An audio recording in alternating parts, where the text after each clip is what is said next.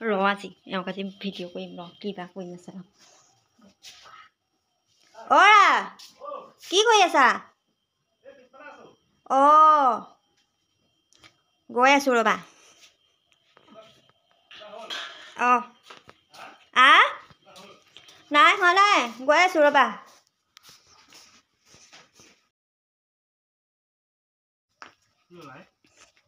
নাই কি কৰিছা চাবলৈ আহিছোঁ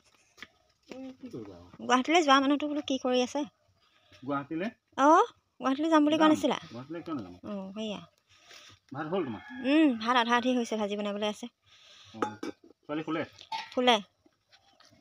মই পানী গৰমাইছোঁ এতিয়া মুঠতে গা ধুওঁ নোধোঁ ঠিক নাই মুঠতে পানীখিনি গৰমাইছোঁ গুৱাহাটীলৈ যাব লাগিব অঁ এতিয়াচোন জুইহে ফুৱাই আছা দেখা নাই কিমান ঠাণ্ডা সূৰ্য পোহৰ ওলোৱাই নাই সূৰ্যটো ওলোৱাই নাই মই যাবা বুলি পতাপত ভাতৰ যোগাৰ কৰিছোঁ ছোৱালীক খুৱাই উঠিয়ে তুমি আৰু এনেকৈ জুই ফুৱাই আছা এতিয়া শুলে তুমি মানে নোযোৱা গুৱাহাটী আজি যাব লাগিব মানে এতিয়া যাওঁ কেনেকৈ মই আজি স্কুটিখন লৈ যাম বুলি ভাবিছিলোঁ এই কুঁৱলী পৰি আছে দেখিছানে নাই সূৰ্যটো ওলোৱাই নাই নোযোৱা যদি তেতিয়াহ'লে চব্জি অকণকে গা ধুবলৈও মন যোৱা নাই এই গৰম পানী বহাইছোঁ এতিয়া ৰ'বা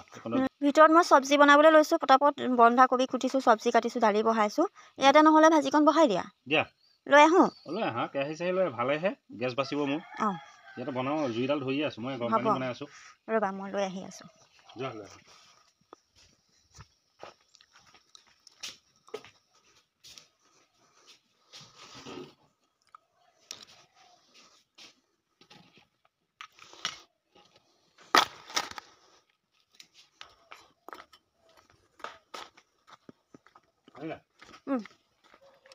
এতিয়া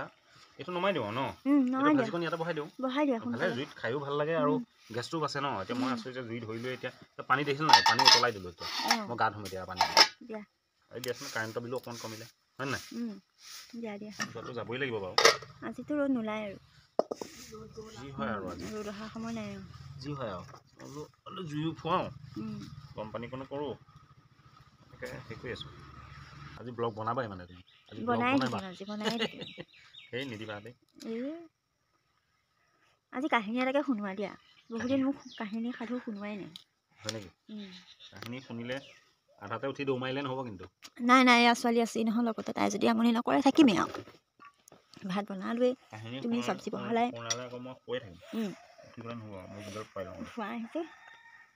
আজি মই তোমাক প্ৰভু ৰামচন্দ্ৰৰ কথা নকওঁ তুমি প্ৰভু ৰামচন্দ্ৰৰ কথা শুনিছা বা তুমি ৰামচন্দ্ৰক ফ'ল' কৰা বা প্ৰভু ৰামচন্দ্ৰক এখন পৃথিৱীত বহুতে ফ'ল' কৰে যাৰ নিজৰ সন্তানৰ নাম ৰামচন্দ্ৰ ৰাখিব বিচাৰে ৰামচন্দ্ৰৰ নিচিনা হ'ব বা নিজেও ৰামচন্দ্ৰৰ নামটো পচন্দ কৰে কিন্তু আজি এই কলি যুগত নামটো ঠিকেই ৰাখে ৰামচন্দ্ৰৰ কিন্তু তাৰ মাজৰ কিছুমানৰ কৰ্মকাণ্ড ৰাৱণতকৈও কিন্তু অধম মই সেইকাৰণে আজি তোমাক ৰামচন্দ্ৰৰ কথা নকওঁ মই আজি ৰাৱণৰ দুটামান কথা ক'ম এইখন পৃথিৱীত বহুতৰ ৰাম নামটো আছে কিন্তু আজিলৈকে ৰাৱণ যিটো নাম সেই ৰাৱণ কিন্তু এটাই আছে আৰু আজীৱন ৰাৱণ এটাই হৈ থাকিব ৰাৱণ নামটো আৰু বেলেগে কেতিয়াও নলয় বা দিবলৈও চেষ্টা নকৰে কাৰণ তুমি ক'লা ন যে ৰাৱণক মই ভাল নাপাওঁ কিয় ভাল নোপোৱা সেইখিনি মই বুজি পাইছোঁ মোক নকওঁতে ৰাৱণ এজন অহংকাৰী বা ৰাৱণে পৰ মাইকী হৰণ কৰিছে তেনেকুৱা কিছুমান কথা হয়তো তোমাৰ মনত খুন্দিয়াই আছে আহি পৰে সেইকাৰণে তুমি ৰাৱণক বেয়া পোৱা কিন্তু কথাটো হ'ল ৰাৱণ নামটো বহুত পিছতহে হৈছে তাৰ আগত যিটো নাম আছিলে সেইটো হৈছে দশানন আৰু সেই দশাননৰ যিটো পাৰ্ট সেই পাৰ্টটোত যিখিনি কথা আচলতে মই তোমাক গোটেইখিনি আজি কৈ শেষ কৰিব নোৱাৰিম মই দুটা এটা ক'বলৈ চেষ্টা কৰিম মই এইখিনিতে আৰু এটা কওঁ যে মই ৰামচন্দ্ৰক বেয়া পোৱাৰ কথা কোৱা নাই বা তোমাকো মই সেইটো কথা ক'বলৈ যোৱা নাই কিন্তু কথাটো হৈছে এইটো যে ৰাৱণৰ যিখিনি কথা মই ক'ব বিচাৰিছোঁ এই কথাখিনি যদি তুমি জানিব বিচৰা বা জানা তেতিয়াহ'লে তুমি আজি যি অহংকাৰ বা কিবা কিবি হাবি যাবি বহুত কিবা কিবি ভাবিছা চাগে ৰাৱণক লৈ গতিকে সেইখিনি এটলিষ্ট তোমাৰ মনৰ পৰা নাইকিয়া হ'ব কাৰণ প্ৰত্যেকটো মানুহৰ লগতেই বেয়া আৰু ভাল দুইটা বস্তুৱে থাকে এটা মানুহ কেতিয়াও সম্পূৰ্ণ আজিৰ যুগত বিশেষকৈ সম্পূৰ্ণ কেতিয়াও ৰামৰ অৱতাৰী হ'ব কেতিয়াও নোৱাৰে আজিৰ যুগত এই কলি যুগত বিশেষকৈ গতিকে থাকিবই অকণমান তেনেকুৱা আৰু ৰাৱণো আছিলে সেই সময়ত কিন্তু সেই সময়ত ৰাৱণো এনেকুৱা আছিলে যে যিখন ৰাজ্যৰ ৰজা আছিলে সেই ৰাজ্যখনত যিমান জনবসতি আছিলে সকলোৱে কিন্তু ৰাৱণক শ্ৰদ্ধা কৰিছিলে ভক্তি কৰিছিলে মৰম চেনেহৰ চকুৰে চাইছিলে সন্মান কৰিছিলে ভয়ো কৰিছিলে ভয় নকৰা নহয় ভয়ো কৰিছিলে যদি তুমি এটা মানুহক অহংকাৰী ভাৱ চিন্তাৰে যদি চোৱা তেতিয়াহ'লে সেই মানুহটোৰ ক্ষেত্ৰত ক'ৰবাত নহয় ক'ৰবাত তুমি এটা অহংকাৰী ৰূপ দেখা পাবা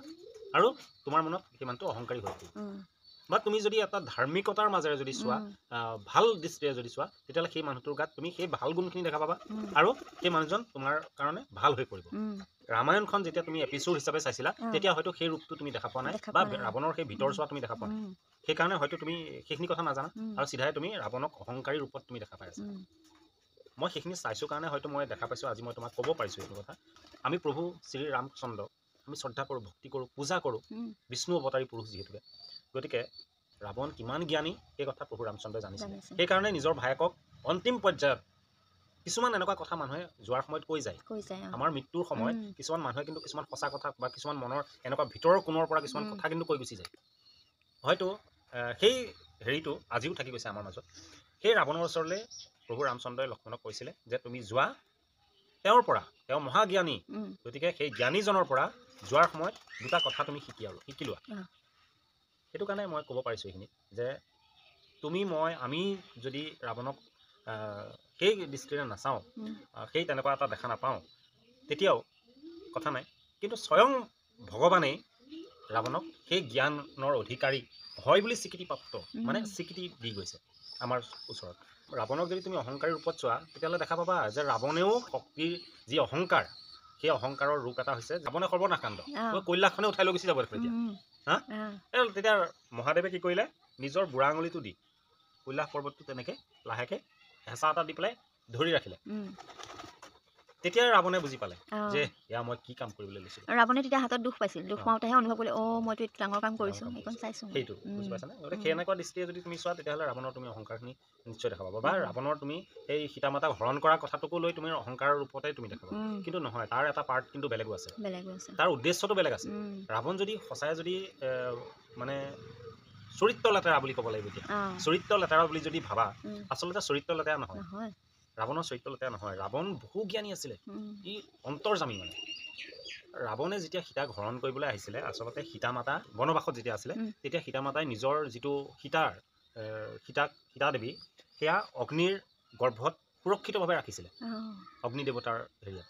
আৰু যিটো ছাঁটো সীতা দেৱী সেই সীতা দেৱীৰ ছাঁটোহে সেই কুটীয়াটোত বনবাসত আছিলে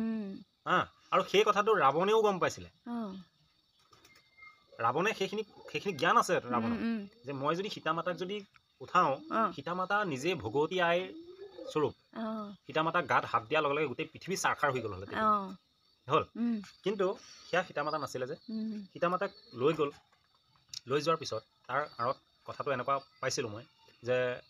ৰাৱণে আচলতে নিজৰ যি সেই আসুৰিকতা যিটো জ্ঞান আসুৰিকতাৰ যিটো মানে চাৰ্টিফিকেট ৰাৱণক দিয়া গৈছে বা ৰাৱণৰ লগত যিখিনি অসুৰৰ মাজত থাকি তাৰ যিখিনি হেৰি আছিলে মানে অহংকাৰে হওক তিৰস্কাৰে হওক কিবা কিবি হাবি চাবি এই গোটেই বস্তুবিলাক কেনেকৈ খণ্ডন কৰিব খণ্ডনটো নহ'ব গতিকে সীতা মাতাক লৈ যদি যায় সীতা মাতাক আনিবৰ কাৰণে উদ্ধাৰ কৰিবৰ কাৰণে প্ৰভু ৰামচন্দ্ৰই নিশ্চয় চেষ্টা কৰিলে সাক্ষাৎ প্ৰভু ৰামচন্দ্ৰৰ লগত ৰাৱণৰ যুদ্ধ হ'ব আৰু ৰাৱণক প্ৰভু ৰামচন্দ্ৰই মাৰিব সেইটো ৰাৱণেও জানে ৰাৱণৰ মৃত্যু প্ৰভু ৰামচন্দ্ৰৰ হাততে আছে সেইটোৱেইটো কামনা কৰিছে ৰাৱণে বুজি পাইছা নাই সেইটোৱে কামনা কৰিছে যাতে মই উদ্ধাৰ হ'ব পাৰোঁ পিছৰ জন্মৰ কাৰণে চিন্তা কৰিছে আজি কলিযুগত কি হ'ব কলিযুগত আমাৰ মানুহবিলাকৰ গাঁঠি বিষ হ'ব কাৰোবাৰ ডায়েবেটিছ হ'ব কাৰোবাৰ কিবা হ'ব হাবি যাবি এই গোটেইবিলাকৰ কথা ৰাৱণে তাহানিতে গম পাইছিলে মানুহৰ প্ৰতি যে নিস্বাৰ্থভাৱে ৰাৱণে সদায় তেওঁৰ অৱদান আগবঢ়াইছে তাৰ এক স্বৰূপ কিন্তু এই কিছুমান গ্ৰন্থপুথিত আছে বেদ উপনিষদ ৰাৱণে কিন্তু লিখি থৈ গৈছে সেইবিলাকৰ মতে আজি আমি কিন্তু মুক্তি পাওঁ তাৰ পৰা গতিকে ৰাৱণে তেতিয়াই চিন্তা কৰিছে আজি কলিযুগটোত মানুহবিলাকৰ কথা গতিকে তেতিয়াৰ মানুহবিলাকৰ কথা ৰাৱণে কিয় চিন্তা কৰা নাছিল কৰিছিলে সেইকাৰণে ৰাৱণৰ যিখন ৰাজ্য সেইখনেই চবতকৈ শান্তিপূৰ্ণ ৰাজ্য আছিলে চবতকৈ ভাল ৰাজ্য এখন আছিলে সেইখন সোণৰ লংকা যিখন গতিকে ৰাৱণৰ কিছুমান এনেকুৱা বহুত গুণ আছে আৰু এটা মই তোমাক কৈ দিওঁ যে এই যে লক্ষ্মণক বান নিক্ষেপ কৰিছিলে লক্ষ্মণ মৃত্যুৰ কাৰণে মৃত্যু যন্ত্ৰণাত আছিলে ৰাম অধৈৰ্য হৈ গৈছিলে হৈ পেলাই ৰামে হনুমানক আদেশ দিছিলে যে হনুমান তুমি যেনেকেই নহওক লক্ষ্মণক বচোৱা সেই সময়ত হনুমানে কি কৰিলে হনুমানে লংকাৰ কোনো এজন কবিৰাজৰ ওচৰত গ'ল সেই কবিৰাজজনৰ ওচৰত গৈ ক'লেগৈ এনেকুৱা তেনেকুৱা কথা তেতিয়া কবিৰাজজনে গম পাইছে জানে এই ঔষধটো দিব পাৰিব কিন্তু কবিৰাজজনে দুধুমুঠত পৰিলে। এফালে তেওঁৰ ৰোগী, আনফালে তেওঁৰ সেইখন ৰাজ্যৰে প্ৰজা, যিখন ৰাজ্যৰ ৰজাৰ লগত তেওঁলোকৰ শত্ৰুতা আছে। আৰু তেতিয়া সেই কবিৰাজজনে কি কৰিলে, যে আপোনাৰ ওচৰলৈ আহিছোঁ কাৰণ আপুনি মোৰ ৰজা আৰু আপোনাৰ শত্ৰু পক্ষক মই বচাব লাগে, এতিয়া মই কি কৰোঁ দেই। তেতিয়া ৰাৱণে কিন্তু যদি প্ৰকৃততে শত্ৰুতা কৰিলে হ'লে, যদি ৰাৱণ প্ৰকৃততে বেয়া হ'ল হ'লে, তেতিয়া কিন্তু ৰাৱণে কবিৰাজক হাক দিলে হ'লে। ৰাৱণে কি ক'লে যে প্ৰথমতে তোমাৰ ওচৰত আহিছে আৰু তুমি হৈছা বেমাৰীৰ ইলাজ কৰা এজন ডক্তৰ বুলি ধৰি লোৱা তুমি ডক্তৰ। গতিকে ডক্তৰৰ প্ৰথম কৰ্তব্যটো কি? তেওঁ শত্ৰুপক্ষ হওক কিবা পক্ষ সেইটো পিছৰ কথা, প্ৰথম তেওঁ ৰোগীক বচাব লাগে। গতিকে তুমি ৰোগীক বচোৱা আৰু মোৰ ফালৰ পৰা এইকাৰণেই বচোৱা যে নিজৰ ভায়েকক হেৰুৱাৰ বেদনা কি একমাত্ৰ সেই ককায়েকজনেহে বুজি পায় বা সেই ভায়েকজনেহে বুজি পায়, যিটো মই আজি ভুক্তভোগী। মই বিভীষণক হেৰুৱাই মই ভুক্তভোগী। গতিকে তুমি পলম নকৰিবা, তুমি য'ত যেনেকৈ ঔষধ পোৱা বিচাৰি আনি তেওঁক তুমি বচোৱা। এতিয়া তুমি কোৱা ৰাৱণ বেয়া কেনেকৈ হ'ব? বুজি পালা নাই কথা? ৰাৱণ বেয়া কেনেকৈ? যদি বেয়া হ'ল হ'লে এইবিলাক বেয়া কৰিলে, যদি বেয়া হ'ল হ'লে ৰামেশ্বৰমত যেতিয়া তোমাৰ শিৱলিংগ স্থাপন কৰিছে, সেই শিৱলিংগ স্থাপন কৰোঁতে ৰাৱণ গৈছে, কাৰণ ৰাৱণ মহাদেৱৰ একদম প্ৰিয় ভক্ত। ৰাৱণ মহাদেৱৰ প্ৰিয় ভক্ত আৰু গোটেই ব্ৰাহ্মণক যেতিয়া মাতিছে, ব্ৰাহ্মণ সমাজখনৰ তেতিয়া ৰাৱণ ওপৰত, বুজা নাই? গতিকে ৰাৱণ তাত যাবই লাগিব, দশানন তাত যাবই লাগিব। তাত গৈ পেলাই পূজা পাঠ কৰিছে। ৰামে প্ৰভু ৰামচন্দ্ৰই আশীৰ্বাদ বিচাৰিছে যে মই যিটো কাম কৰিবলৈ গৈ আছোঁ সেই কামটোত যাতে মই জয়ী হ'ব পাৰোঁ, মোক এটা আশীৰ্বাদ দিয়ক আপোনালোকে। তেতিয়া গম পাইছিলে ৰাৱণে, নাজানে নেকি কাৰ লগত জয় যুদ্ধ হ'বলৈ বিচাৰিছে? মোক মাৰি পেলাই জয় যুদ্ধ হ'ব। গতিকে ৰাৱণে কুণ্ঠাবোধ অকণো কৰা নাই, এক মিনিটো পলম কৰা নাই, চিধা আশীৰ্বাদ দিছে ব্ৰাহ্মণ হৈ পেলাই এজন যে বিজয়ী ভৱ, তুমি জয় যুদ্ধ হোৱা যোৱা। নিজৰ মৃত্যুক দলিচা পাই দিয়া নিচিনা হৈছে নে নাই? হ'ল। গতিকে ৰাৱণৰ এই পাৰ্টবিলাক জানিব লাগিব, এই পাৰ্টবিলাকৰ মাজত তাত সোমাই আছে। কাৰণ আমি আজি কলিযুগত বসবাস কৰিছোঁ, গতিকে আমাৰ মাজতো বেয়া গুণ আছে, ভাল গুণ আছে। আমি যিমানেই ভাল হ'বলৈ নাযাওঁ, আমাক কোনোবাই ক'ৰবাত কোনোবা জেগাৰ পৰা কিবা এটা নহয় কিবা এটা আমাৰ বেয়া আহি পৰে অট'মেটিক। সেইকাৰণে আচলতে বেয়া মানুহটোৰ পৰা আমি যিটো আচলতে বেয়া বুলি দেখি আছোঁ, মই কৈছোঁৱে তোমাক, তুমি যিটো দৃষ্টিয়ে চাবা সেইটো দৃষ্টিয়ে সেইজনক দেখা পাবা তুমি। কিন্তু কথাটো হ'ল তাৰ মাজত বহুত ভাল গুণ আছে, সেইখিনি আমি বিচাৰোঁ ব'লাচোন। কোনোবাই বিচাৰি নিবিচাৰে বাদ দিয়া, তুমি বিচাৰি নিবিচাৰা বাদ দিয়া, মই বিচাৰিব মোৰ মন যায়। মই তেনেকৈ ধৰণে কিছুমান বস্তু মই বিচাৰি ভাল পাওঁ মানে। কাৰণ মই মানুহটো মানে মই আজিকালি অকণমান সেই আধ্যাত্মিকতাৰ মাজেৰে মই নিজৰ জীৱনটো লৈ যাব বিচাৰিছোঁ, যিহেতুকে মই তাত অকণমান সোমাই পৰোঁ, সেই বস্তুবিলাক সোমাই পৰি এইবিলাক পাইছোঁ। আজি তোমাৰ কেনেকুৱা লাগিছে কোৱাচোন ৰাৱণৰ কথা শুনি? ভাল লাগিছে, ৰাৱণৰ কথাখিনি জানিব পাই মানে ভাল লাগিছে, মানে বহুত নজনা কথা জানিলোঁ। আৰু ৰাৱণ যে ইমান মানে জ্ঞানী গুণী। ৰাৱণৰ সেই লংকাত তেতিয়া চব মহিলাই ৰাৱণক সন্মান কৰে। কিয় সন্মান কৰে জানে? তাত বহুত অসুৰে কোনোবা কাৰোবাৰ ঘৈণীয়েকক কাৰোবাৰ ছোৱালীক হৰণ কৰি লৈ যায়, কিবা কৰে, আৰু সেই বস্তুবিলাক ৰাৱণে বন্ধ কৰিছিলে নিজে, যে কোনোবাই যদি এনেকুৱা কাম কৰে তাক মৃত্যুদণ্ড বিহা হ'ব। তেতিয়া সেই দেশত সেই লংকাত সেইবিলাক নোহোৱা হৈছিল। সেই গোটেই বস্তুবিলাক ৰুধিছিলে ৰাৱণে। গতিকে ৰাৱণে কেনেকৈ লোকৰ মাইকী চুৰ হ'ব? লোকৰ ঘৈণীয়েকক ৰাৱণে কিয় চুৰ কৰিব? উদ্দেশ্য আছে। মই ক'লোঁ তোমাক কথাটো যে কিহৰ কাৰণে চুৰ কৰিছিলে। তাৰপিছত আমি বহুতে অন্তিমত ৰামায়ণখনৰ পিছত ভাবে, এইটো কৈ দিওঁ বাৰু অকণমান তোমাক, পিছত ভাবে যে ৰাম ইমানেই মৰ্যাদা পুৰুষোত্তম, সীতা মাতাৰ কাৰণেই কাজিয়া কৰিলে, সীতা মাতাৰ কাৰণে যুদ্ধ কৰিলে, আকৌ সীতা মাতাকে অগ্নি পৰীক্ষা কৰে। আচলতে সেইটো কি জানা? মই ক'লোৱে নহয়, সীতা মাতাৰ ছাঁটো আছিলে, সেই ছাঁটো হৰণ কৰি লৈ গৈছিলে। লৈ যোৱাৰ পিছত যেতিয়া ৰাৱণক মাৰি যেতিয়া লংকাৰ পৰা জয় যুদ্ধ হৈছে, হোৱাৰ পিছত সীতা মাতাক যেতিয়া উদ্ধাৰ কৰিছে, তাৰ পৰা উদ্ধাৰ কৰি অনাৰ পিছত প্ৰভু ৰামচন্দ্ৰই ইয়াক কি কৰিলে? এতিয়াতো সীতা মাতাৰ লগত এইখিনি কৰিব নালাগিছিলে, এইখিনিয়ে যদি আছিলে সীতা মাতাৰ ওপৰত, যদি বিশ্বাসী নাছিলে, কেলে ইমান ডাঙৰ যুদ্ধ কৰিলে? হয়, সেইটো নহয়। মানে মেইন কথাটো হৈছে সীতা মাতা সেই অগ্নি পৰীক্ষা যে বুলি কৈছে, অগ্নিৰ কুণ্ডত সীতা ছাঁটো সোমাই গ'ল। সোমাই যোৱাৰ পিছত অগ্নি দেৱতাই অৰিজিন যিজনী সীতা তাত সোমাই আছিলে, মই কৈছোঁনে, সেই অৰিজিন সীতা মাতাক তাৰ পৰা উলিয়াই দিলে। উলিয়াই দিয়াৰ পিছত আচলতে মেইন কাহিনীটো সেইটোহে, অৰিজিন সীতা মাতাক ছাঁটো তাত সোমাই গ'ল আৰু অৰিজিন সীতা মাতা তাৰ পৰা ওলাই আহিলে, আৰু সেই সীতা মাতাক লৈ প্ৰভু ৰামচন্দ্ৰ গুচি আহিলে তাৰপিছত যে আকৌ পাতাললৈ সোমাই গ'ল যে সেইটো দিবি সেইটো বেলেগ পাৰ্ট সেইটো মই তোমাক গোটেইখিনি ক'বলৈ গৈ থাকিলে আজি বহুত দীঘল হৈ গ'ল ভাত পানী নহ'ব কিবা নহ'ব আজি বহুত কিবা কিবি হৈ যাবগৈ দেই চব্জিটো নমালে থৈ আহিলা ন এতিয়া গৰম পানী হৈছে খাবৰ কাৰণে আৰু যাওঁ বোলা এতিয়া ভাতকেইটা কিবা খাই লওঁ বোলা বা আজি বহুত দেৰি হ'ল ন এতিয়ালৈকে তুমি আৰু এটা কথা এইকাৰণে কৈ দিওঁ শেষ কৰাৰ আগতে কৈ দিওঁ আমি পৃথিৱীখন যে ঘূৰণীয়া তাৰ এটা মই কথা কৈ দিছোঁ যিটো বস্তু দেখিলে আমি এটা সময়ত দৌৰ মাৰোঁ ক'লে দৌৰ মাৰোঁ AC ৰুমত দৌৰ মাৰোঁ AC গাড়ীত দৌৰ মাৰোঁ হা গছৰ তললৈ দৌৰ মাৰোঁ ছাতৰ তললৈ দৌৰ মাৰোঁ ইমানেই কুঁৱলী এতিয়াও কুঁৱলীয়ে পৰি আছে ঠাণ্ডা ইমান সূৰ্য দেৱতা নাই কাৰণে আজি মোৰ কিমানকেইটা কাম পেণ্ডিং হৈছে